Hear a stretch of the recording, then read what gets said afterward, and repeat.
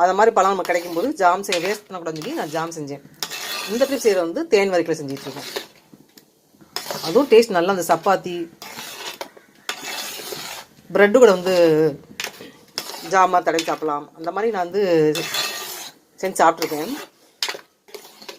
இதை நான் யார்கிட்டருந்து கற்றுக்கல, நானாகவே கற்றுக்கிட்டது. பலாப்பழத்தை என்ன பண்ணலான்னு யோசிச்சு இந்த மாதிரி எனக்கு வெள்ளை சீனி ஒத்துக்காது, அதனால் வெள்ளத்தை போட்டு செஞ்சு பார்த்தேன். டேஸ்ட் அவ்வளோ அருமையாக இருந்துச்சு. இது நெய்யெலாம் ஊற்ற மாட்டேன், இப்படி அவ்வளோ இப்படி சுருளை கிண்டி இறக்க வேண்டியதான். அப்படி